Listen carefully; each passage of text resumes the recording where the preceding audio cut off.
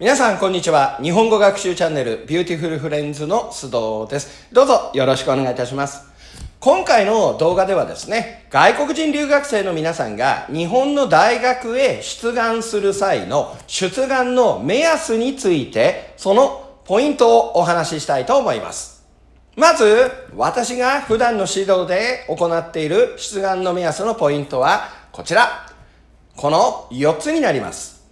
まず私が出願の目安とするのは、在留資格、学費、出席率といった留学生独自の条件になります。これは仕方ありません。時々出席率の悪い留学生がお金を払うから出席率を上げてくれなんて言ってきたりもしますが、そのような話は無視します。特別選抜入試を知っている日本人ならわかりますが、特別選抜入試では受験生を送り出す学校の信用がとても大切になってきます。学校が発行した書類の信憑性を疑われたり、学校が送り出した留学生が進学後、素行不良だったりしたら、次の年からその学校からその大学へ進学することができなくなってしまいます。ですので、ここら辺は私も心を鬼にして非常に厳しくチェックしています。出席率が低ければ当然在留資格も下りなくなってしまいますので、ぜひ注意するようにしましょう。そして2つ目、日本留学試験の成績です。これも他の動画で散々言ってる通り、出願制限のある大学ならその点数を超えることが最も重要です。ただ、出願制限を超えたから安心ではなく、当然出願制限を超えて出願してくる受験生ばかりですから、1点でも多く取れるように留学試験を頑張りましょう。もちろん過去の合否データと比べて出願するかどうかを判断するのも大切ですが、他の動画でも言ってる通り、何点以上取らなければその大学には合格できないという話は真っ赤な嘘ですから、信用しないようにしてください。毎年日本に来る留学生の数は違っていますし、その留学生の数に応じて大学への出願者の数も決まってしまいますので、出願者が多ければ当然合格するラインの点数は高くなりますが、逆に出願者が少なければ合格する最低ラインも自然と下がりますので、そんな何点以上取らなきゃダメだなんて考える前に、とにかく1点でも多く点数を取るんだという気持ちで受験するようにしましょう。また、最近では出願制限を設ける大学の他に、一次選考として書類選考を用いる大学が増えています。というのも、例えば270点以上じゃないと出願できないというふうに出願条件を出してしまうと、270点以上の受験生が大量に出願してくるんですね。留学生の少ない年でしたら出願者も少なくなるんですが、多い年になると270以上で大量に出願してきた受験生を二次試験で判断しなければなりません。そこで一次試験は書類選考という形で出願制限を設けず、出願してきた受験生の成績を上から順番に並べて上位何人までを合格とするという形を取るようです。これならですね、留学生の数が多い年に大勢の留学生が出願してくるなんていう場合でも対応が簡単にできると思います。で、次の3つ目の面接試験です。これ、意外に思われるかもしれませんが、非常に重要になってきます。面接の傾向については他の動画でも散々お話ししています。個別面接、集団面接、口頭試問、面談。ここら辺の違いは他の動画を参考にしてください。ただ、ここでは出願の目安とお話ししていますので、面接の中身についてチェックするようにしてください。実はこの面接試験、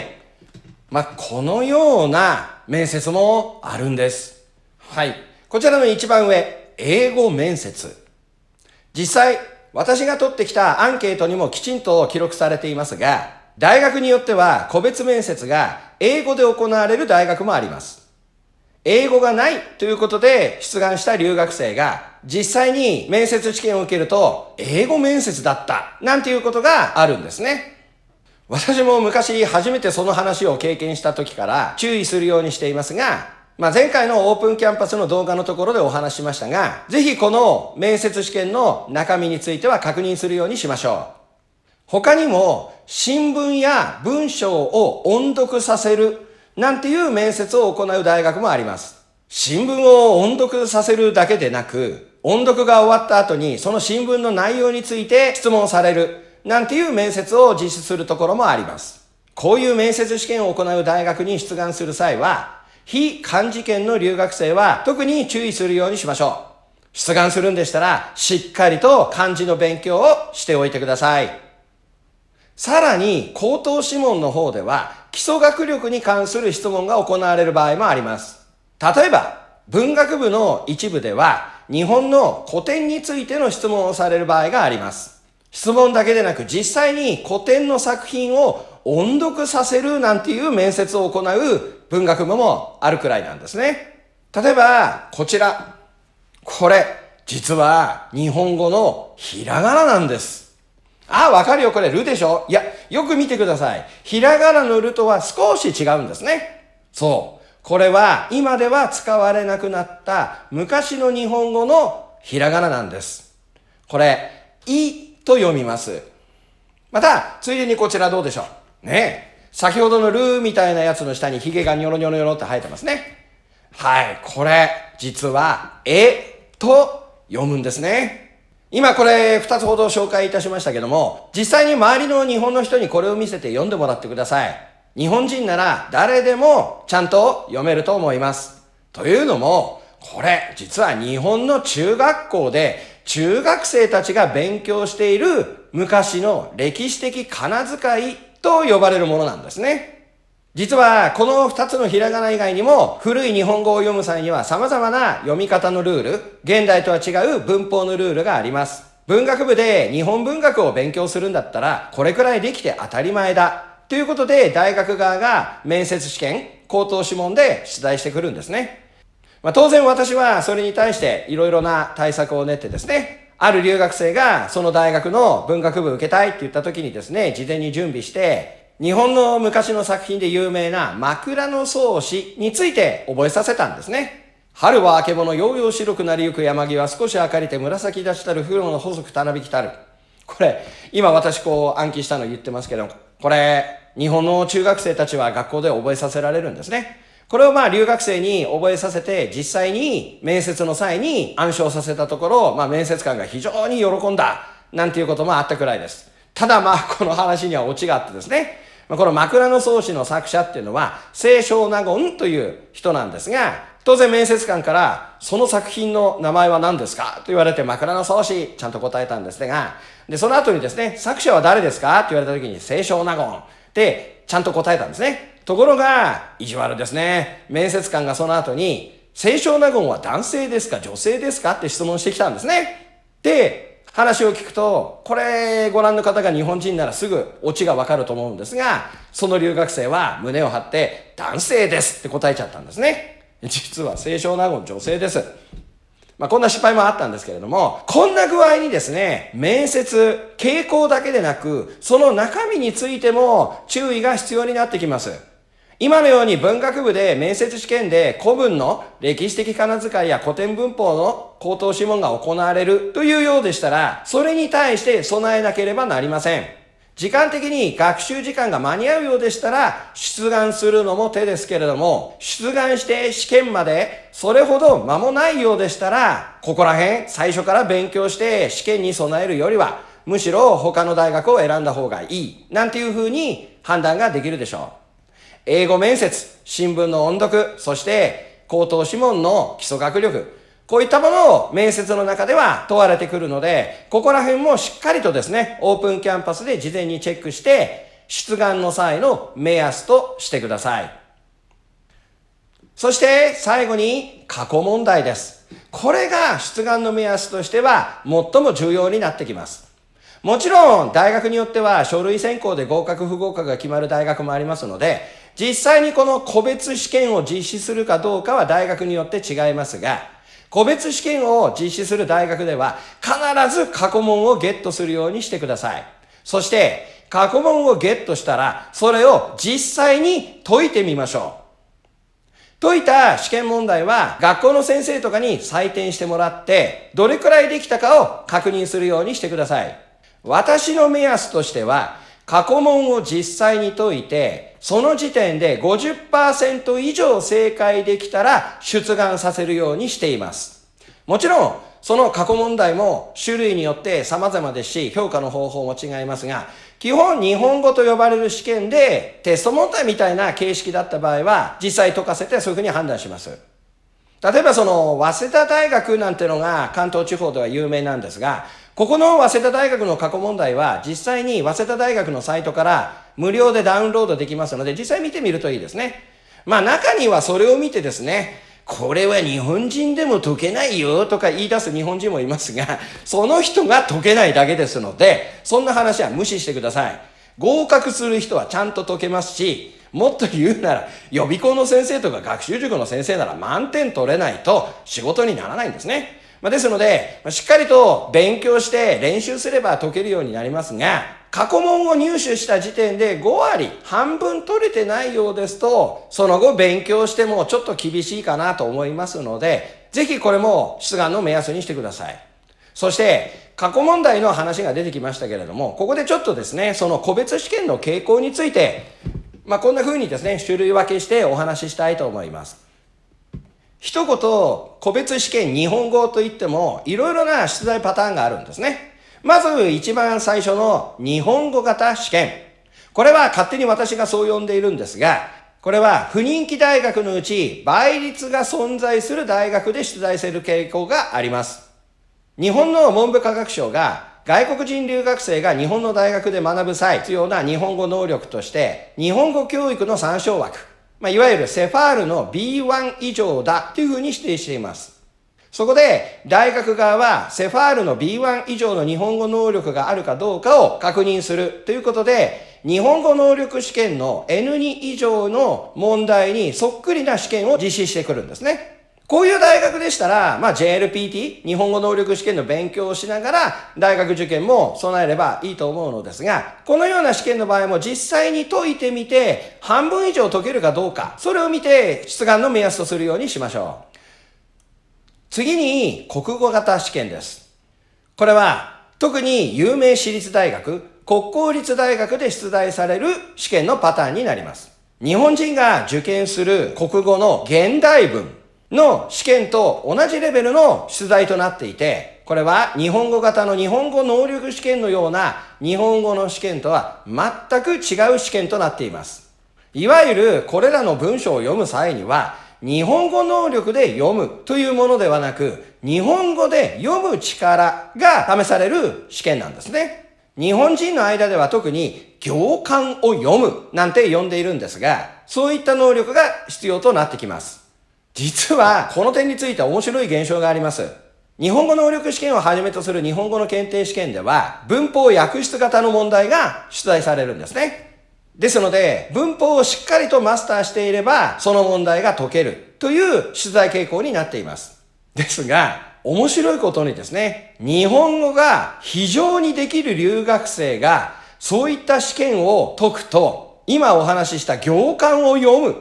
ということをやってしまって余計なことを考えてしまって間違えてしまうなんていうことが起きるんですね。この例を見てもわかる通りですね。この国語型の試験と、JLPT そっくりの日本語型の試験とは内容が違いますので、当然その対策方法も違ってきます。また、さらに同じ国語型試験でもですね、日本人の小学生が受験する中学受験の国語の試験のような問題を出題する大学もあります。それはどういう試験かと申しますと、知識が大量に問われるんですね。特に日本語の知識というよりも、国語の知識として、ことわざとか慣用句、四字熟語、といった知識系の問題が多く出題されます。たとえ試験問題の中で5個問題が出題されたとしても、その5個を正解するためにものすごくたくさんの知識を覚えなきゃいけないんですね。そんな国語型の試験を出してくる大学もあります。ですので、これらの過去問題を解いて 50% 以上正解が取れるなら、試験日まで対策をしてば、なんとか合格できると思います。そして次の作文小論文です。これは日本語型試験、国語型試験とはまた傾向が異なる試験となっています。基本、作文の試験はそこに書かれている日本語がどの程度できているのか、それを判断する材料とされますが、小論文試験に関しては日本人の入試と同じくその内容に厳しい審査が入ります。その試験のパターンご紹介しますとこんな感じになっています。それぞれ簡単にお話しますと、まずテーマ型小論文。これは課題論述型なんて呼ばれる小論文になります。1、2行の短い課題が与えられて、そのテーマに対して論述するという形になっています。例えば、とある日本の有名私立大学で、日本人向けの特別選抜で、現在、日本で起きている社会問題を一つ挙げ、それについて論述しなさい。なんて課題型小論文が出題されました。ところが、同じ年の同じ日に実施された外国人入試の試験問題は、現在、あなたの国で起きている社会問題を一つ挙げ、それについて論述しなさい。なんて出題されたんですね。たまたま私、予備校の先生と日本語学校の先生で、その同じ大学の同じ学部、同じ学科の試験問題、過去問題を入手することができて、それをパッと見たら、フォーマットが同じで、よく読まないとどちらが日本人の問題でどちらが外国人の試験問題かわからないくらいなんですね。あなたの国でって言葉が書いてあるから、これは外国人留学生向けの試験問題だ、なんてわかるんですけれども、それくらい日本人と外国人留学生の特別選抜入試は同じなんですね。次に、文章読解型。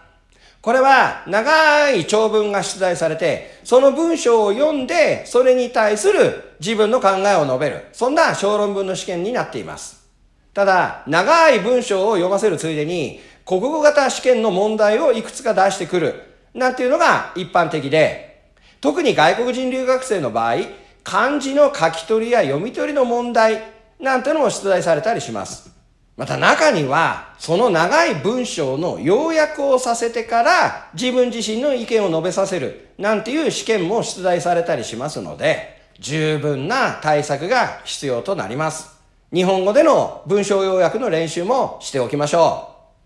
う。そして資料分析型。ここら辺も日本人が受験する試験の資料分析型小論文と同じになります。日本人と同じ対策をするようにしてください。ここら辺他の動画でもお話ししてるんですけれども、このレベルの大学を受験する留学生に対しては、こちらですね。ヨゼミの新小論文ノート。この本をお勧めしています。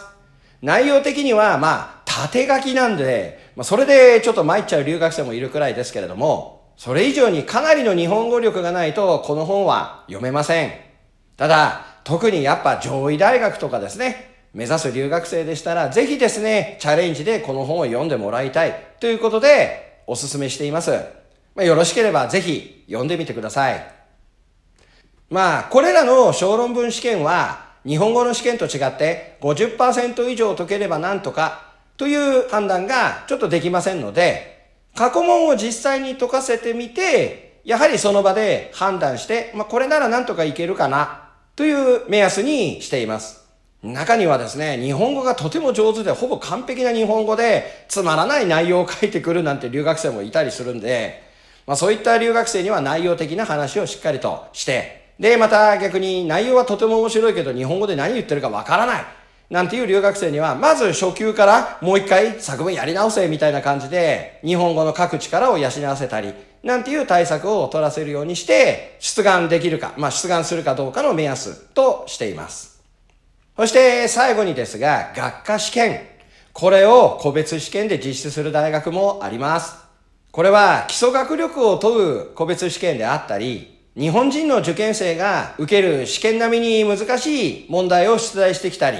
大学によって様々です。主に英語の試験、数学の試験といったところなんですが、中には社会科系、歴史的な学科試験を実施する大学もありますので、そこら辺もぜひですね、出願前に確認するようにしましょう。これも日本語の試験と同じでですね、だいたい 50% ぐらい解ければ、出願までしっかりと勉強すればなんとか合格できるというレベルで出願の目安としています。はい。以上が出願の目安でした。